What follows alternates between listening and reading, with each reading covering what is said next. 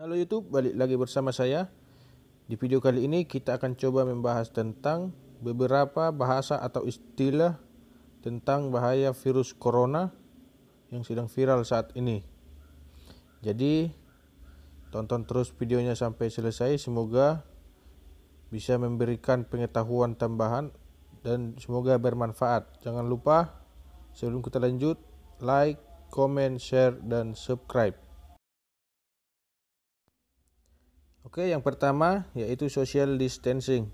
Menurut CCD, arti atau istilah social distancing atau pembatasan sosial adalah menghindari tempat umum, menjauhi keramaian, dan menjaga jarak optimal 2 meter dari orang lain. Dengan adanya jarak, penyebaran penyakit ini diharapkan dapat berkurang. Yang kedua, isolasi dan karantina. Kedua istilah terkait virus corona ini merujuk pada tindakan untuk mencegah penularan virus corona dari orang yang sudah terpapar virus ini ke orang lain atau yang belum terkena virus corona. Yang berikutnya, lockdown. Istilah lockdown berarti karantina wilayah, yaitu pembatasan pergerakan penduduk dalam suatu wilayah, termasuk menutup akses masuk dan keluar wilayah. Penutupan jalur keluar masuk serta pembatasan pergerakan penduduk dilakukan untuk mengurangi kontaminasi dan penyebaran penyakit COVID-19. Yang berikutnya, flattening the curve. Flattening the curve atau pelandaian kurva merupakan istilah di bidang epidemiologi untuk upaya memperlambat penyebaran penyakit menular yang dalam hal ini adalah COVID-19. Sehingga fasilitas kesehatan memiliki sumber daya yang memadai bagi para penderita. Pelandaian kurva ini dapat dilakukan dengan social distancing, karantina, dan isolasi. Yang berikutnya, pasien dalam pengawasan PDP dan orang dalam pemantauan atau ODP.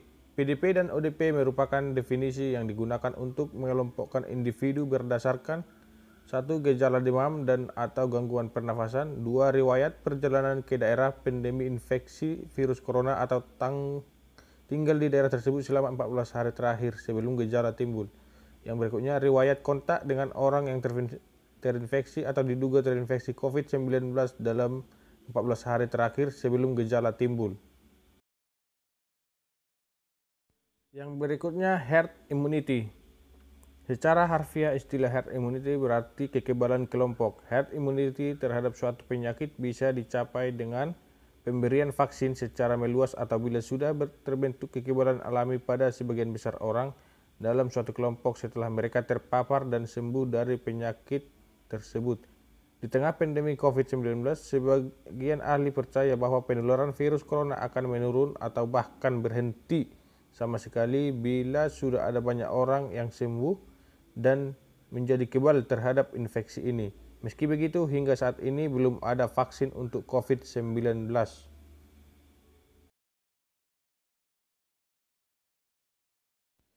Orang dalam pemantauan atau ODP biasanya memiliki gejala ringan seperti batuk, sakit tenggorokan, demam, tetapi tidak ada kontak erat dengan penderita positif.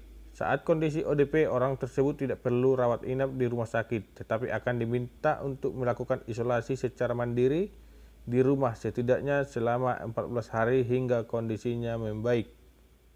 Seperti yang saat ini dilakukan oleh pemerintah, menganjurkan masyarakat untuk berada di dalam rumah masing-masing selama 14 hari terakhir. Yang berikutnya, suspek. Lalu bagaimana jika sudah diputuskan sebagai suspek? Menurut penjelasan Kementerian Kesehatan, suspek ialah orang atau pasien dalam pengawasan yang harus menjalani isolasi di rumah sakit dan melakukan pemeriksaan swab. Yang berikutnya, pasien dalam pengawasan atau PDP. Sebelum diputuskan positif terjangkit penderita penyakit COVID-19 disebut pasien dalam pengawasan. Mereka adalah orang-orang yang memiliki gejala panas dan gangguan saluran pernapasan. Gangguan saluran pernapasan itu bisa ringan atau berat, serta pernah berkunjung ke atau tinggal di daerah yang diketahui merupakan daerah penularan COVID-19. Gak hanya itu, PDP juga memiliki indikasi atau diketahui pernah berkontak secara langsung dengan kasus yang terinformasi atau berprobabel COVID-19. Yang berikutnya positif. Pasien yang dinyatakan positif terinfeksi COVID-19 setelah melakukan serangkaian pemeriksaan seperti cek darah, ronsen paru-paru, hingga swab yang harus menjalani perawatan di rumah sakit atau di lokasi yang ditentukan oleh pemerintah seperti Wisma Atlet hingga dinyatakan pulih dan bebas dari virus COVID-19. Yang berikutnya, physical distancing. Di awal kasus COVID-19, Organisasi Kesehatan Dunia menerapkan istilah social distancing, yang berarti kamu diimbau menjaga ruang pribadi dalam jumlah besar sekitar 1,5 sampai 2 meter di antara kamu dan siapapun yang berada di sekitarmu. Nah, baru-baru ini istilah terbaru muncul dari Organisasi Kesehatan Dunia, yaitu physical distancing. Penerapan physical distancing ini mengubah istilah awal yang digunakan, yaitu social distancing. Alasan dibalik perubahan ini adalah supaya masyarakat tetap menjaga jarak fisik, bukan jarak sosial. Yang berikutnya, isolasi. Jika sudah menunjukkan positif COVID-19, maka proses isolasi menjadi keharusan. Ini adalah ketika seseorang yang benar-benar sakit menjauh dari orang lain sehingga mereka tidak menulari orang lain. Dalam kasus COVID-19 ini, isolasi harus dilanjutkan sampai risiko menulari orang yang lain dianggap rendah. Dan keputusan untuk mengakhiri isolasi harus dibuat berdasarkan kasus per kasus, dengan berkonsultasi dengan penyedia layanan kesehatan dan Departemen Kesehatan setempat.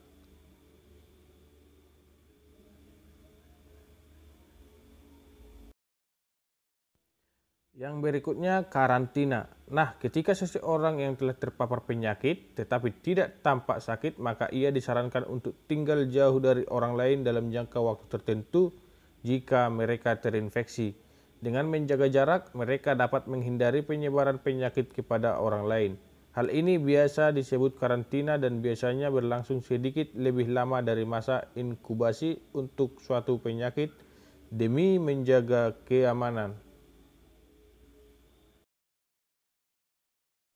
Yang berikutnya, lockdown. Sementara jika keadaan sudah semakin parah, maka bisa dilakukan lockdown. Lockdown dapat diartikan sebagai sebuah situasi di mana orang tidak diperbolehkan masuk atau meninggalkan sebuah bangunan atau kawasan secara bebas karena kondisi darurat. Di Indonesia, istilah lockdown mirip dengan karantina wilayah. Jika dikaitkan dalam istilah teknis dalam kasus corona atau COVID-19, arti lockdown adalah mengunci seluruh akses masuk maupun keluar dari suatu daerah maupun negara. Tujuan mengunci suatu wilayah ini agar virus corona tidak menyebar lebih jauh lagi.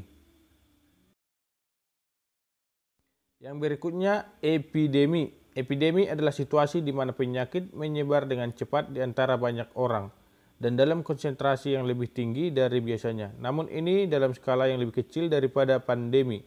Wabah global COVID-19 sebelumnya dianggap sebagai epidemi, meskipun ada kekhawatiran di antara pemerintah dan komunitas medis bahwa itu bisa menjadi pandemi dan akhirnya menjadi kenyataan. Yang berikutnya, pandemi. Pandemi sendiri merupakan penyebaran penyakit secara meluas ke seluruh dunia.